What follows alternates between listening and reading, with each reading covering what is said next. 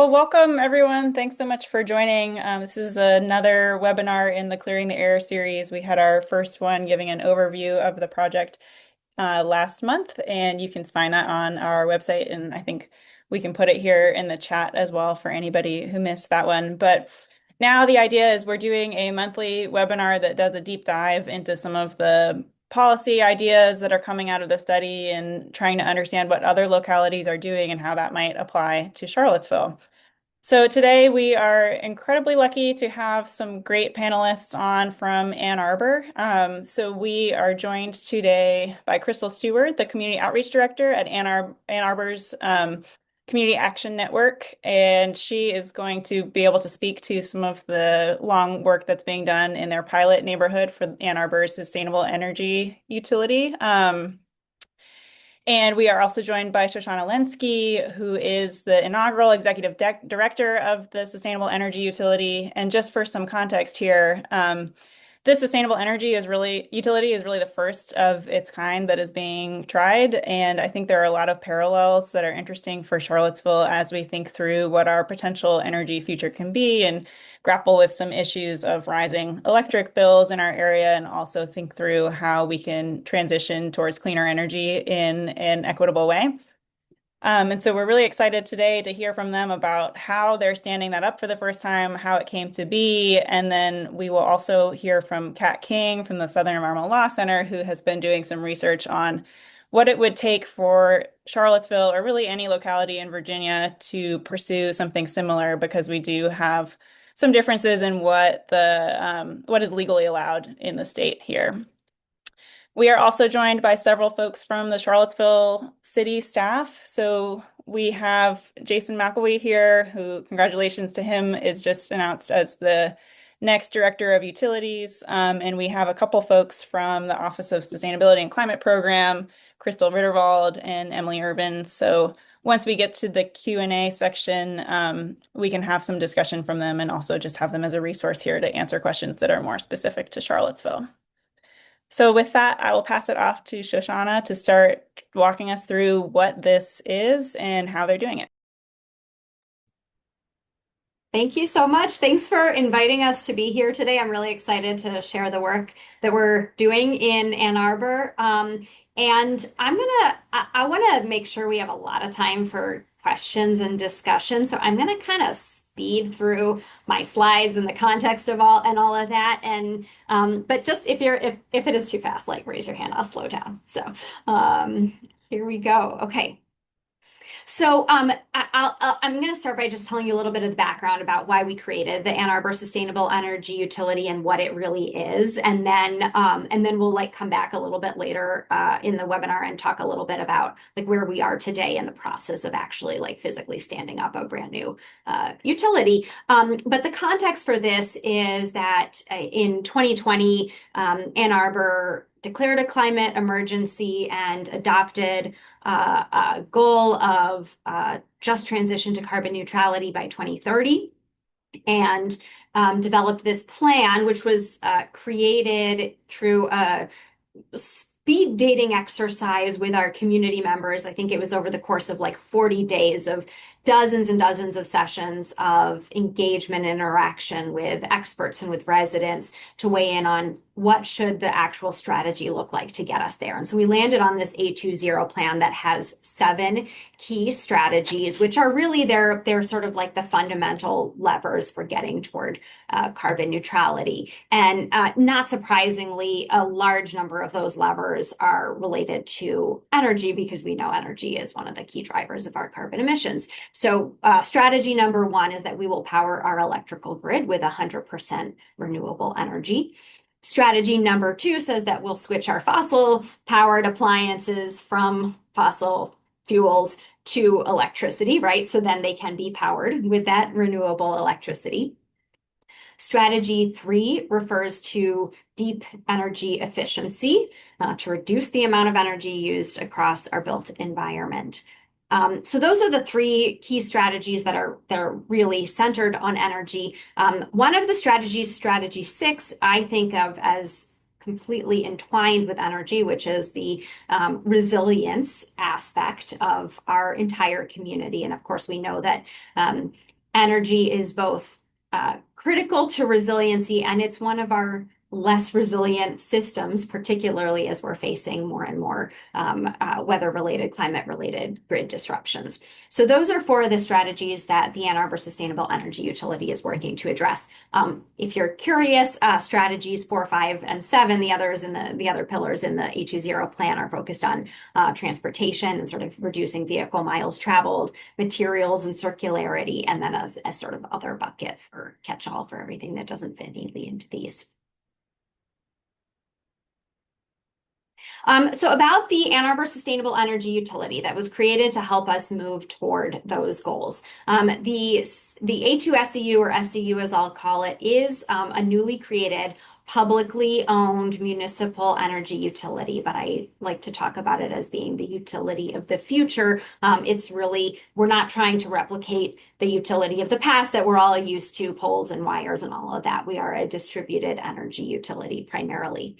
We are a supplemental utility. So the idea here was not to replace our existing investor-owned utility that serves our city and the region here, but rather to add like a layer on top of that. And normally people would say it doesn't make sense. Why would you have two utilities? But again, this is really because we're not trying to replicate the poles and wires infrastructure. We're a distributed energy utility. And so in that case, it does make complete sense to have two of these, and we're sort of a supplemental offering.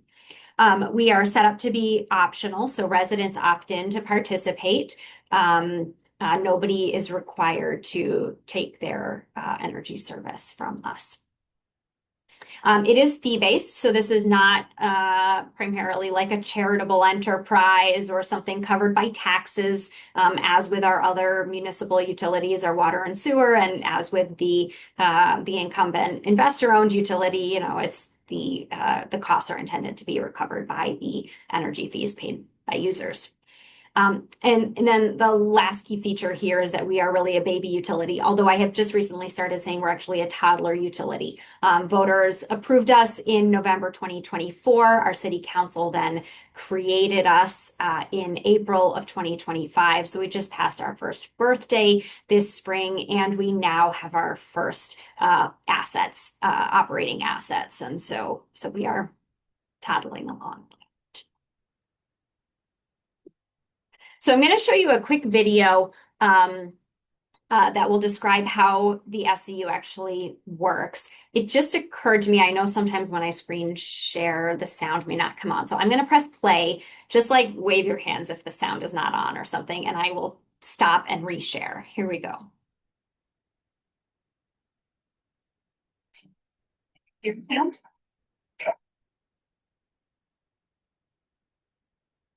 No sound? Okay, let me try this once more. Sorry.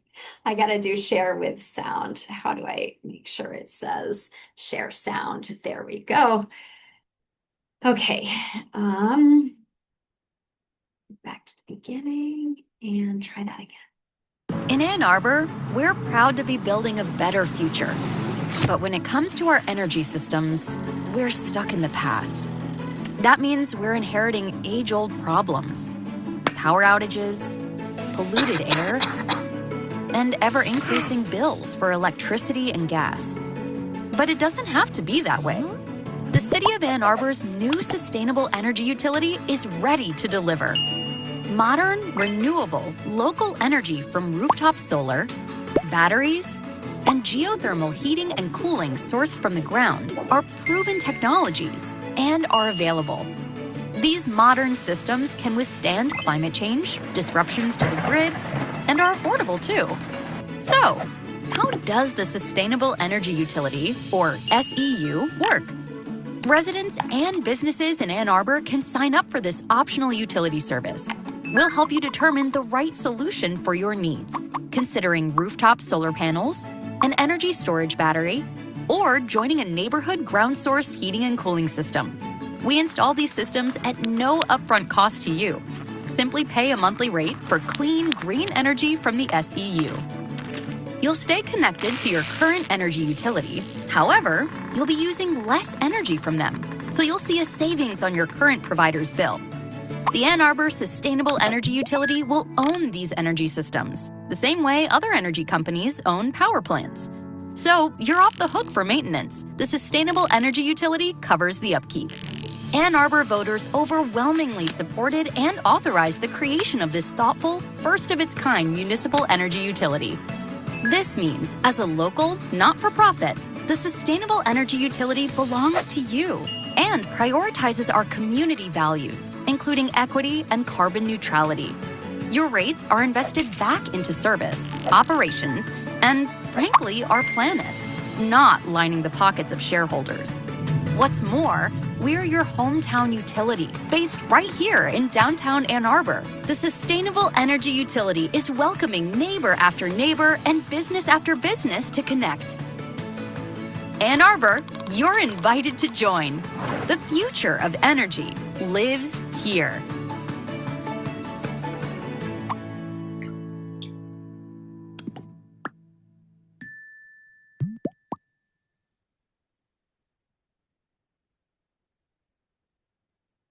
Okay, so hopefully that gave you just a little bit of a better sense of like how In this Ann is Arbor, we're proud. Move to the next slide. Not move to- There. Okay, so let me tell you a little bit about the process of creating the SCU and how we got here. First, there was a technical assessment done. So, well, more than a technical assessment, it was a technical, legal, regulatory, and sort of appetite, engineering assessment, and multi-hundred-page assessment that was done when the idea of this first came to fruition back in 2021. Shortly thereafter, we did a survey of residents to understand like what were they looking for in their energy system. They identified resilience, reliability, and cost as the three kind of top priorities for their energy systems. Then the city did a full study using a third-party expert consultant who helped us explore all the different options for our energy systems and getting to sort of the 100% renewable goal. This looked at things like traditional municipalization and the SEU based on the technical analysis and looked at it against the residents' feedback that they had shared about their priorities. So there were a bunch of studies in here. And then finally, it was brought to our residents for a vote in November 2024. And of course, there was a fair amount of engagement that had to lead up to this. This was a council resolution to put it on the ballot, by the way. So not a citizen initiative, but a city initiated ballot proposal to create this. So roughly, let's say like a kind of 3.5-year timeline from sort of the conceptualization and this technical analysis through to the voter authorization, and then another 5 months after the approval, basically, to get council to create the organizational structure in our city charter documents, and then I was hired, and so it's been about a year or so of having like staff working on it. So I want to take you through just a little bit of the considerations that the city went through to land on the SEU as the preferred option that then initiated putting it on the ballot. The city did consider a lot of different options for sort of how we could move the needle on our energy systems. DTE is our investor-owned utility here, and we know that many other communities, one of the levers that they've taken is to simply sort of renegotiate the franchise with their investor-owned utility, the franchise being the agreement that gives that utility the right to operate and to serve those residents.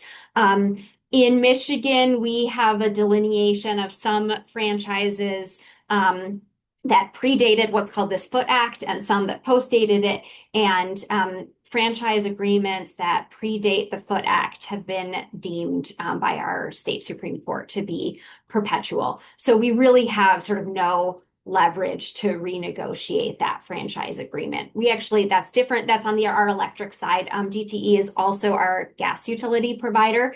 And we do not have a perpetual franchise with them. And we actually did just renegotiate that franchise. It was extended for 10 years. There was a big announcement and signing of that extended franchise back in April of 2025. And that is, as far as we know, the first gas franchise in the nation that had explicit climate commitments from the gas utility provider in that franchise agreement. So that is one way, right? That like if you have that opportunity to renegotiate that franchise in order to extend it, that's another lever that we've seen other communities take, but was not really an option for us on the electric side. The second option that was explored in depth was sort of a true municipalization, meaning the purchasing of our IOUs utility assets and bringing those within the city and running it through the city.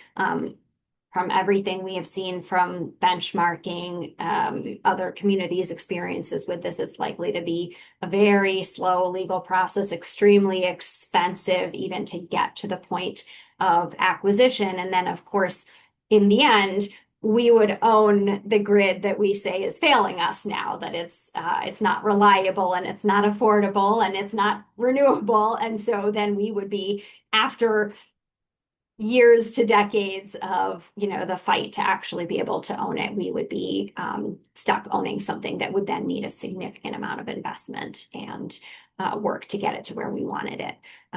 So that was another option that was looked at.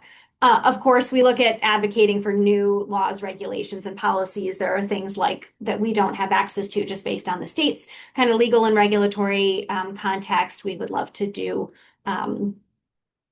more traditional community solar, and that's just simply not an option for us right now. So we influence this. Of course, we don't control it. The city continues to do this aggressively. We have our Office of Sustainability and Innovations that's very active in sort of like state politics and trying to get legislation changed at the state level or at the city level where we do control it. But we recognize that we can't just wait for that and hope that it's going to bend in the direction of the policies that we need. And then the final option was to sort of build this parallel competitive utility, and it's a completely novel model, but really has the potential to be transformative. So that was the option that was selected, and that's what the SEU is. Let me turn it over to Kat. I guess you'll share a little bit more, and then we'll come back to talking about the SEU. Thanks, Shoshannah. Hi, everyone. My name is Kat King. Like Carolyn mentioned, I'm an associate attorney with the Southern Environmental Law Center in Charlottesville. And I am going to offer just a couple thoughts on the legal landscape here in Charlottesville and what that might mean for us here. The concept of a sustainable energy utility is really exciting. But the mechanics of how you make it happen will vary a lot place to place, and we'll just sort of give, a high-level overview of some of the considerations that Charlottesville would face if it tried to pursue something like this. So the first thing to keep in mind is that can differ state to state is how the states have chosen to split power between the state government and local governments. So between the General Assembly here in Virginia and the city of Charlottesville in our case. There are two main ways that states approach this. The first is called the home rule, and the second is called the Dillon rule. In home rule states, they take a really broad approach to local authority. So local governments are sort of allowed to act on any local issue unless the state has expressly forbidden it, or if the state has acted on that issue in a way that the city's actions would then conflict with the existing state law. But otherwise, cities and localities are sort of welcome to take any action that touches on local issues. So that's one way to kind of split the power between states and local, where it sits largely with the local unless the states come in. The other way to kind of make this arrangement is what's called the Dillon rule. This is the narrow approach to local authority. In this kind of arrangement, local governments don't possess inherent authority. All state power rests with the state unless they have expressly designated specific exercises of authority down to localities and municipalities. So Shoshannah, if you could forward to the next slide. So in thinking about how, like the mechanics of how you actually enact an SEU, it's important to keep in mind that Ann Arbor, as a city, is subject to home rule. So when Shoshannah, and I think the video also mentioned, voters authorized the creation of the SEU there, Charlottesville in Virginia is subject to the Dillon rule. So the city, if it were to do something like this, would actually need to locate that authority in some discrete grant of power from the state. The city has a lot of power already. As you can imagine, everything the city does for its residents, it comes from some grant of power from the state. Just to talk through a couple examples, in the city charter, section 14, it gives the city certain authorities. So for example, the city can own and operate utilities for its own facilities. These are, municipal buildings and the like. And it also allows the city to operate certain utility services on behalf of residents to your homes or businesses. This is, if you are a customer of Charlottesville Gas, this sort of authorization for the gas utility to exist is located in the city charter.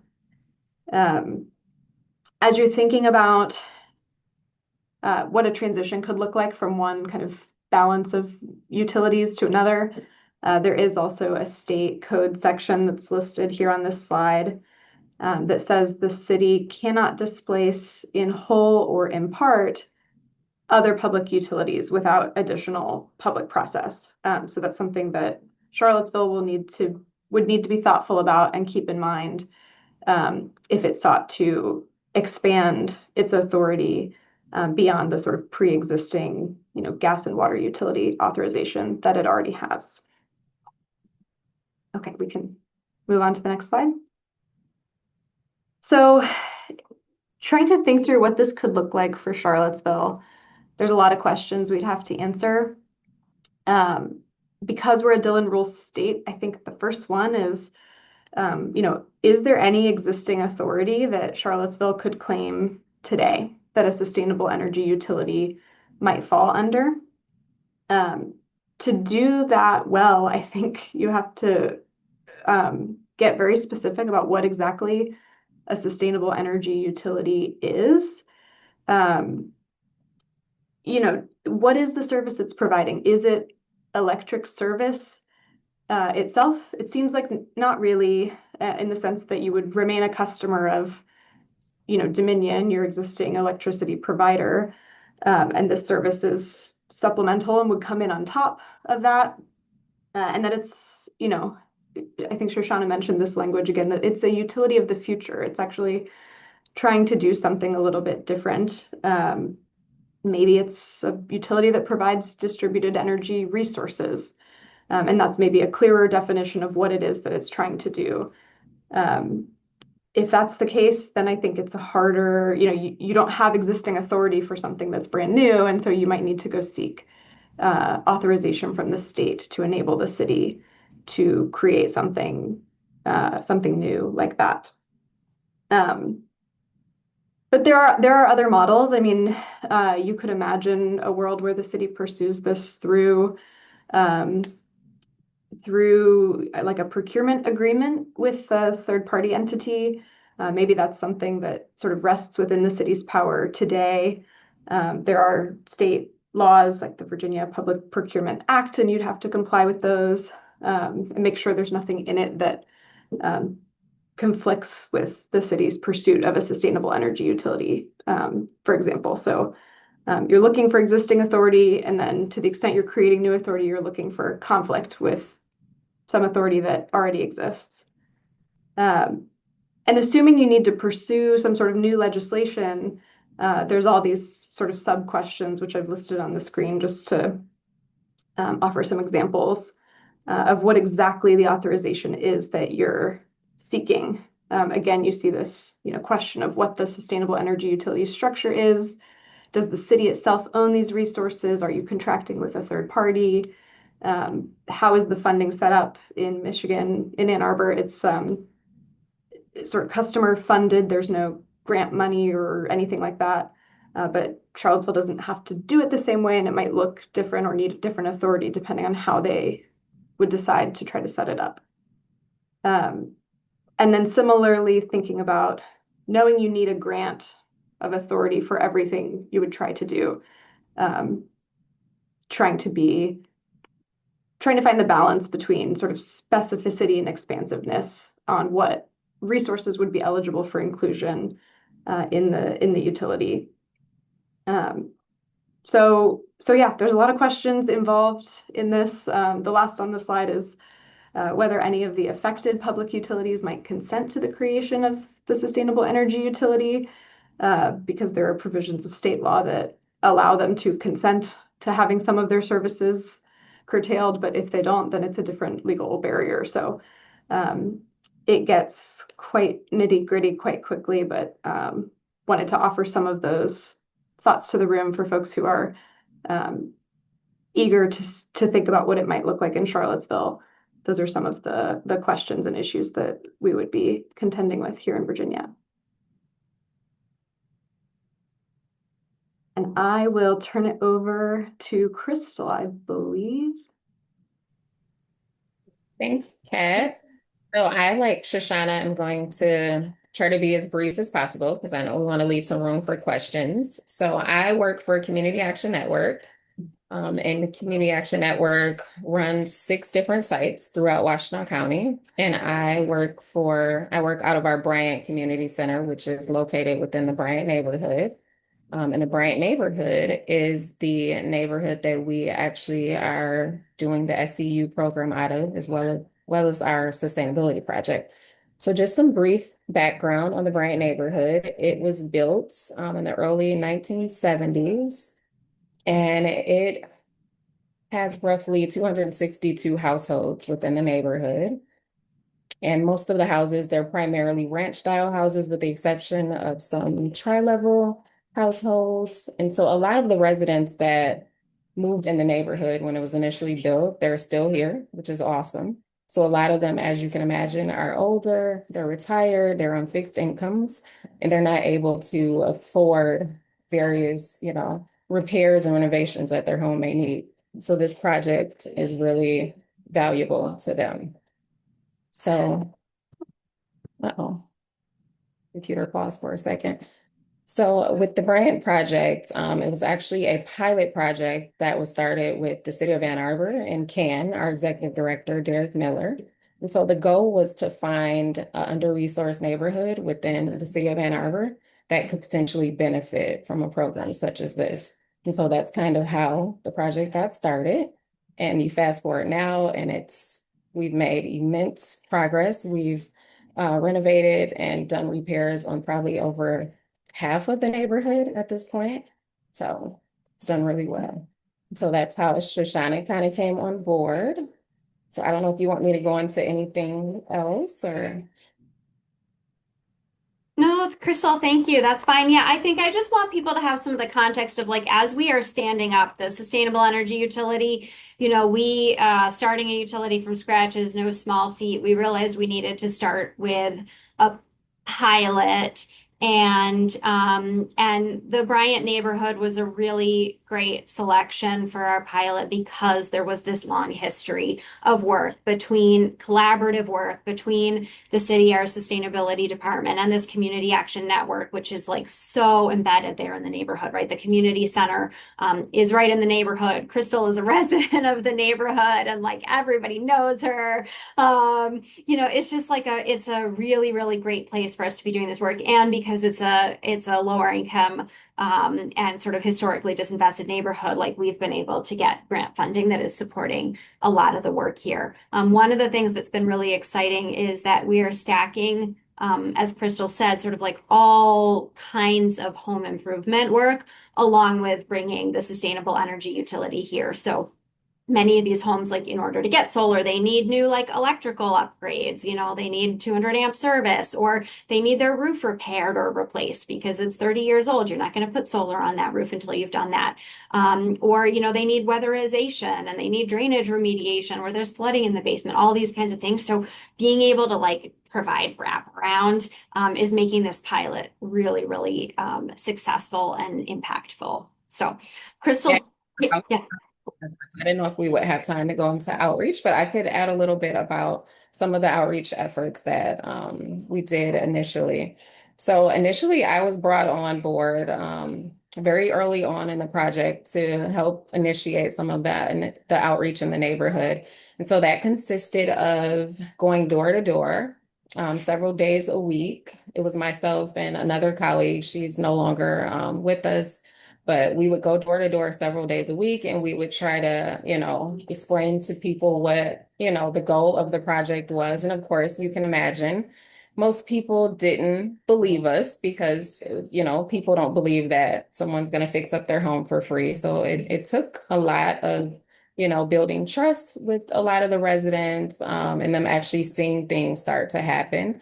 And so over the years, like that trust, building that trust and relationships with residents, it started to resonate. And now, like I said, how I had mentioned before, that we've done repairs and renovations now over half of the neighborhood. But it did take a lot. In the very beginning, we would have like a few people sign up, and because the goal was that we had to do energy assessments. That was first and foremost, because in order to get funding from any funders, we needed to be able to gauge what the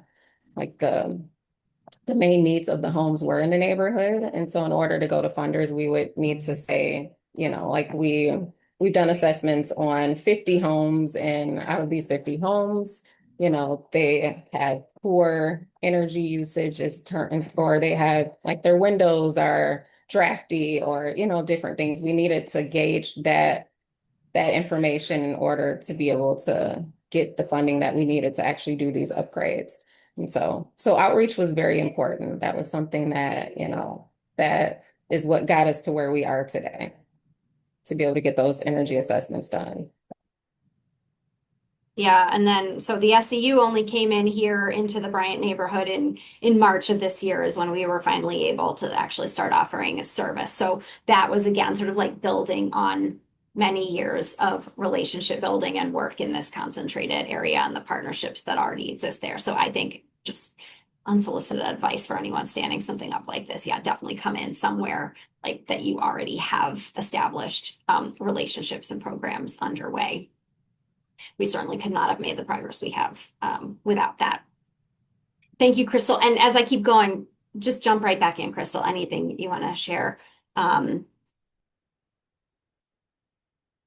So our 2026 plans in the Bryant neighborhood, we have funding to and are on track to install 100 solar plus storage systems in the neighborhood. So as you heard Krystal say, there's 260 homes in the neighborhood. So we're planning to get to like more than a third of them. Right now we have 50 something that have officially signed up. We have about 20 systems already installed. And like I said, we basically had our kickoff with this neighborhood back in March. So it's really a sprint to stand these systems up. And it's a way that we're sort of testing and learning for all of the growth we want the SEU to do citywide. But basically, same model as you saw in that sort of introductory video. These residents are not paying anything to get the systems installed. They will end up paying a monthly energy bill for the energy they get from their solar system. They also have the battery, so all of them have resiliency. This is a neighborhood that, like the rest of our city, has experienced some significant outages.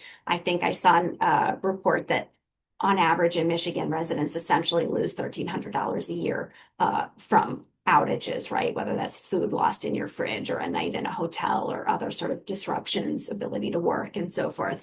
And so that backup battery actually provides tremendous value along with this sort of energy bill savings that residents are seeing from these installations. So there are two of the homes that already have their solar panels up and operating. And then the last thing I want to end with before we go into the Q&A is just the tremendous amount of work that goes into starting a utility from scratch. And one of the things that we're hoping to do, we are documenting all of the decisions we make in sort of playbooks and videos and everything to hopefully be able to hand it off and help make it easier for others to follow in our footsteps and not have to recreate all of this. We had to go after grant funding. We had to develop like our strategy and deployment plans. We had to staff.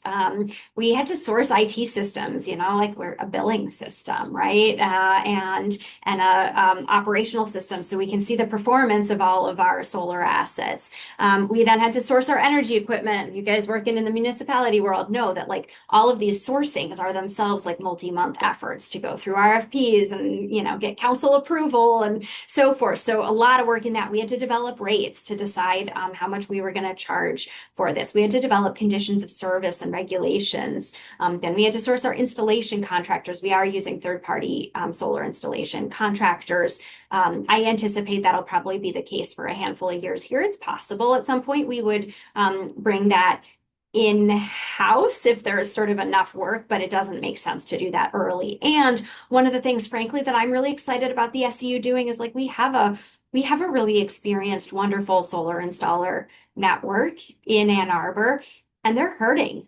They're hurting because of the loss of the federal tax credit at the residential level. And so I'm hoping that the SEU can be here as kind of a bridge to keep some of that business going for them for a couple of years, keep them afloat, keep them local, and hopefully, better times will return for them soon. So we had to source the installation contractors. We had to develop all these operational processes. To be honest, we're developing a lot of those as we go. We're managing our work in Excel spreadsheets, and that's not a long-term solution, but it is working for us right now for our pilot. We had to do the solar engineering, obviously, for all of the properties that we're serving here and decide kind of what system sizes we were going to offer and what configurations. That's a lot of what has sort of already happened, although much of it is going to continue to evolve. We are also having to think as we prepare to scale, we're thinking about some of these next items here, financing being probably the biggest one. I've been lucky to be operating with grant funding and did get some general fund support from the city. But we will basically be looking to take on debt, municipal debt, to do the rest of our installations. And then, of course, those costs will be recovered through the rates that we charge people. But it's a big task to go out for financing at the multi-million-dollar levels that we're talking about.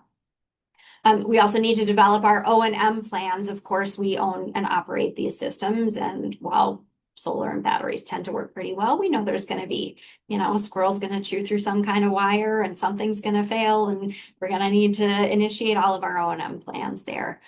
We need to be able to offer customer service. So we're leaning heavily on the city's existing customer service department. But what are those pathways going to be for people to reach out to us? We are implementing our billing system right now. For the next few months, we're going to be billing people manually. But by January 2027, we've acquired a billing software, and that's going to be off and running. And then continued resident engagement. This model works at scale. It doesn't work as well if we stay small. The math has shown that we need to get, several thousand residents signed up to basically be able to spread the sort of the overhead costs of like a staff to run this and a billing system and everything right over them. And so we have to make sure we get lots of people signed up. So lots of continued resident engagement. So this is just like a tiny little taste of sort of all the work that goes into creating a new utility. And I think that's the end. This is our website if you want to go to that. Actually, for more, like the website is okay. You can find some of our like the regulations and the rates and everything are on there. So, and the video if you want to check those out later. But I also would encourage you to look us up on LinkedIn, where we're doing a lot more sort of like regular posting about our processes, sort of, how things are progressing. All of our RFPs we're posting there. So if you want to see like more regular status updates. And then lastly, let's stop there and open it up so that you can pepper me with whatever questions you have. Thank you so much for that presentation. Tons of really amazing information, and it's helpful to get a context check from Kat King too about how it would be different here in Virginia. Folks can put their questions in the chat to start, and then we'll see how that goes. I have a feeling there will be a lot of questions, so we might stick to that for now. I do want to just ask you, as a more of an overarching question to start things off, if you could speak a little bit to the financing of the SEU, how it's looking different in the early days. You spoke a little bit about applying to grants and things, and what customer rates can be expected to be like for folks who are enrolled in the SEU. And then I see this question in the chat already about what the actual bill would even look like. Yes. Okay. So financing. So we were really, really fortunate to get a couple of grants that are covering some of our startup operational costs. We got a grant from the ICLEI MIF, the Municipal Investment Fund, the Council for Local Governments, that covered some of our startup costs, and then a state grant from our Department of Labor and Economic Opportunity that is covering our first installations here in this Bryant neighborhood, the capital costs for that, as well as some of our administrative startup costs. So those are essential because you start with like nothing, right? And need to sort of prove out the model, and there's going to be a couple of years of like startup work before there's any revenue coming in from rates. So those grants were incredibly helpful. And then second, just this past May, our council authorized some funding from our general fund to support the sustainable energy utility for a couple of years here, as well as we actually were really lucky in Ann Arbor. We have a climate millage. Our citizens voted to tax themselves in 2022. It's a 1 mil millage for 20 years to fund climate action. And so that's bringing in, I can't remember what the exact amount is right now, but it's roughly around $8 million a year. And that is programmed in our Office of Sustainability and Innovations. And a large chunk of that goes back to residents in the forms of like rebates for electrification and for energy upgrades and so forth, and then for staffing, for programs and education. The climate millage had built up a little bit of a balance that they also generously transferred a couple $1 million to the SEU for our startup. So we had the grant funding, then we got some like city tax funding, not new taxes, right? We were very clear when we were authorized that no new taxes would be levied to support this. And that's giving us sort of this like initial runway as a startup here. And now we're going for financing. I anticipate a first tranche of financing, probably looking like somewhere in the $10 to $25 million of debt that we would be taking on for our sort of first couple of years of installations. This is, as you guys know, right, like solar and battery, they're not cheap sort of capital assets. But we've done the math on rates, and we think that we haven't officially announced our rates yet, but we think that we can basically offer this at a rate that ends up being equivalent to or slightly better than what people are paying their utility right now. And so in that sense, it's sort of like you don't pay any money up front and you end up paying, so I'll get into what the resident's bill looks like, but you end up basically paying 2 utility bills that sum to no more than you were already paying before. And so like, what's the downside? You're getting like a premium product of green energy, basically for really no additional cost, if you will, to the resident. So that does get to the bill. Folks will get 2 bills. So there's still going to be a customer of DTE Energy, but they'll be purchasing a lot less energy from them because whatever the solar panels generate on their roof, they won't be buying those kilowatt hours. And then they will pay a bill to the SCU, and the sum of those two should be, I can't guarantee it, but like we're working really hard to make sure that for most customers that some of those 2 bills will be the same as or less than what they were paying DTE before.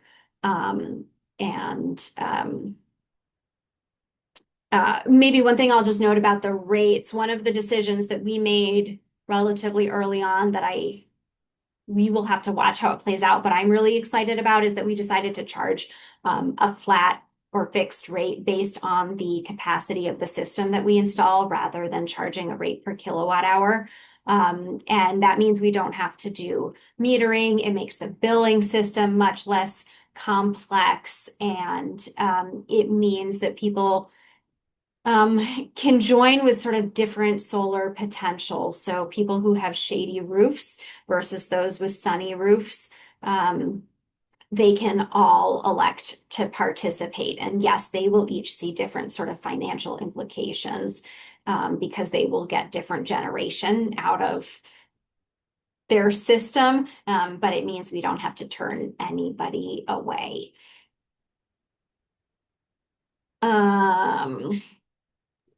Hopefully that answered the financing question and the bill question.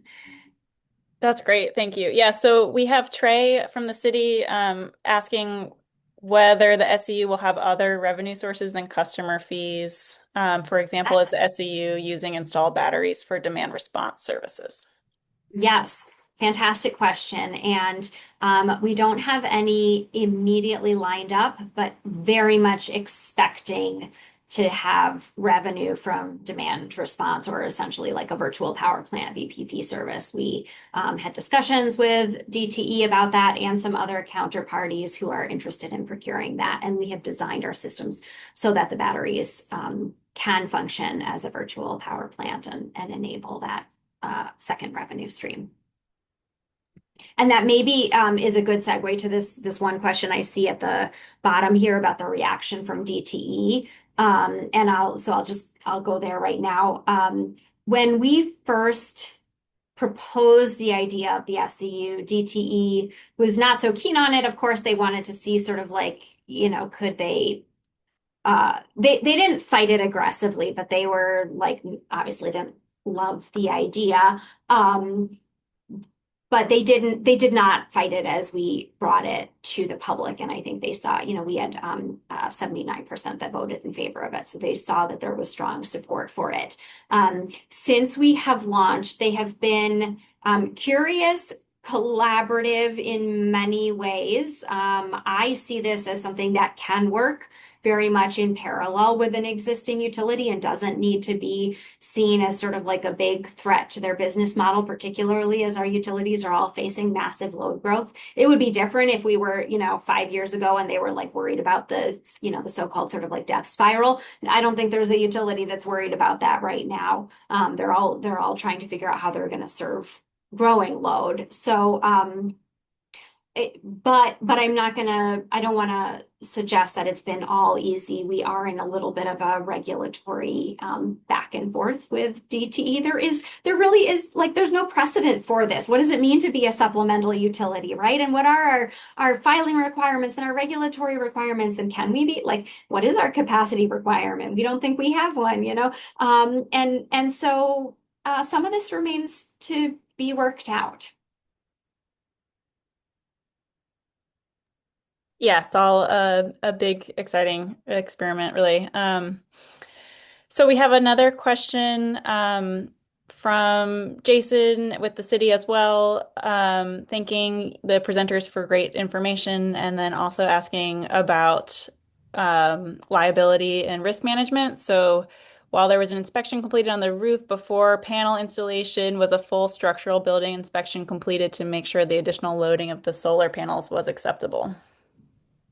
So this is an interesting question, and I am gonna answer it to the best of my ability, which is that but I'm not the expert in this, so bear with me. We require our solar installers to follow the processes that would be required of any third-party installer according to our sort of like permitting and inspection process. That does not, for typical residential solar installs, depending on the roof type, does not typically require a building structural assessment. One of our installers, that is their practice to do that structural assessment. A couple of our installers, that is not their practice to do it if it's not required, right, by the HJ. So there's a little bit of a mix happening there. We may get into points where we choose to make a different decision about how we handle it. But basically we are following the the city code for a residential install here.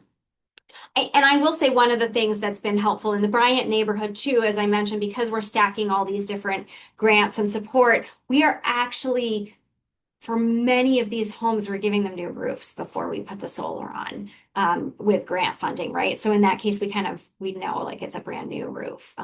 For anybody who's got an older roof, we're just redoing it for them. That may change as we get throughout the city. Thank you for that answer. We have another question from Emily. Does Michigan have any kind of state mandated clean energy standards or legislation requiring IOUs or other municipal utilities to transition away from fossil fuels? We do, yes. And that was part of the consideration when the SEU was started, sort of in thinking about, can we get away with only doing like a supplemental municipal energy utility, knowing that that means we won't have control over 100% of the load that we're serving, or that is in our community. And yes, our IOUs do have, gosh, it has changed a couple of times over the years, so I don't want to misstate it, but I think it's an 80% by 2040 target. And so our utilities are making progress on that, and they do have those requirements.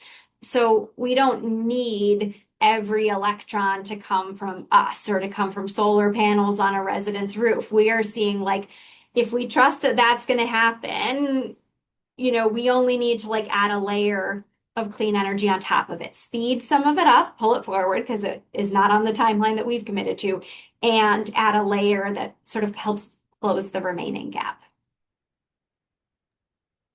Thank you. And then Trey is asking, will the SU be offering services beyond solar and storage? And did the ballot initiative authorize that?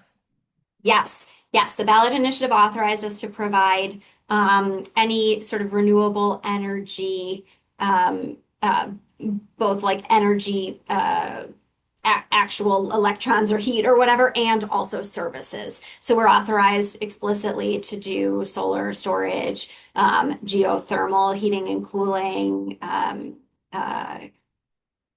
EV related, EV charging infrastructure, and then sort of associate energy efficiency and various associated services. So when I talked about like one of the first things we had to decide as we were standing up was like our strategy, it was kind of like, what is the first service we want to deploy? And that's where we decided that the solar plus storage was the right one, because we think it's sort of the fastest for us to basically get clean electrons out there and provide really critical resiliency. However, we are working in parallel on a networked geothermal system. Actually, we are looking to stand that up in the same Bryant neighborhood.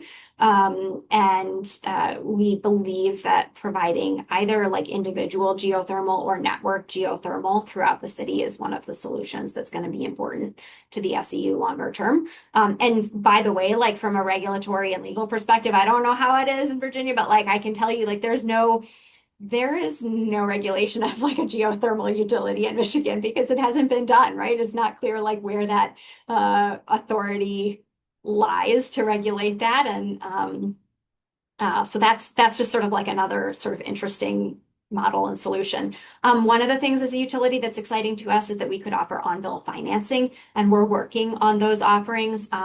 Our investor-owned utilities offer it only at the like commercial level, but not at the residential level.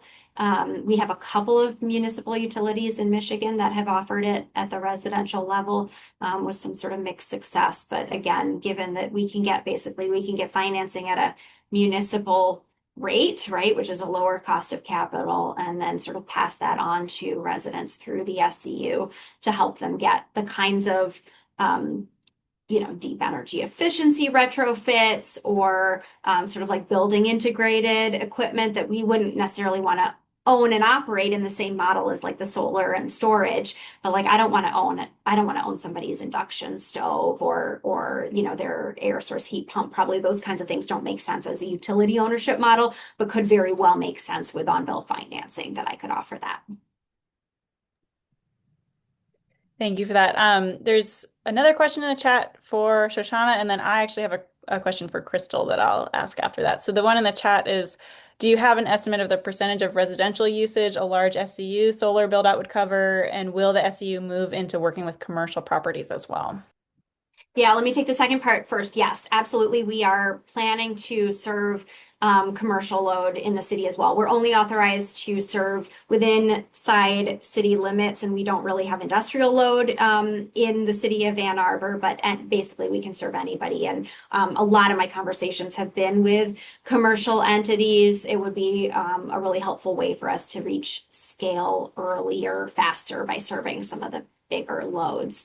And also I should mention like multifamily properties is one of the ones that obviously like traditionally has been hard to serve with solar, and we're really excited to bring that to them. And then do we have an estimate of the percent? Not yet. We really don't. I mean, there's been estimates of sort of rooftop solar potential in the city. And I don't want to botch that number. I feel like it was like 40+% of load that could be served through rooftop solar, but don't quote me on that. I'd have to go back and check that. So, but it's a sizable chunk that we could shave off with the SCU. That's great. Thank you. Krystal, I was hoping you could speak a little bit more to some of the common questions, concerns, or reactions you're getting from community members, either as they learn about the concept of the SEU for the first time or participate in the pilot program. And if you could even get into some of the specifics of how people are reacting to different or thoughts about different technology types of solar, battery versus geothermal, I would be super curious to know.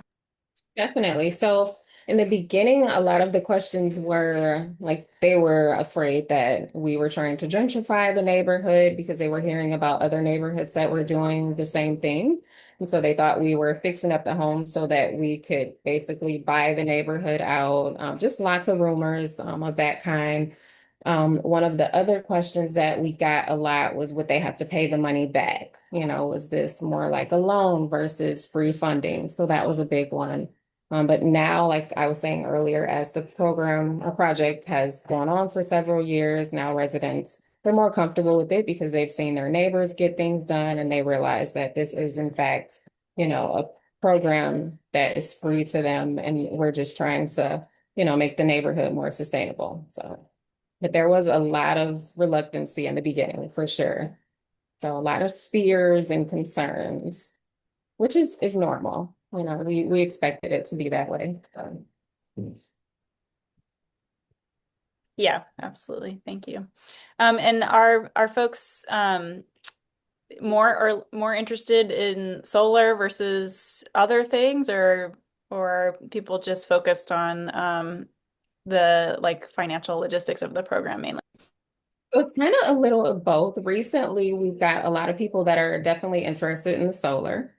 So we've got a lot more people signed up probably within the last month or so. And, so it's because they're seeing their neighbors get solar and now they want solar because they realize, the potential savings that, it will bring to their home. So, but it's a little of both. We also have, a lot of people that are just interested in getting some of the more minute repairs done, like they need new doors or they might need windows, things that they just couldn't otherwise afford. But yeah, recently it's definitely been the solar. That's a hot one right now. So and I think that is related to this last question in the chat, but if folks were just interested in some of the repairs, could they do that, or do you have to participate in the energy piece of it, the energy production piece of it?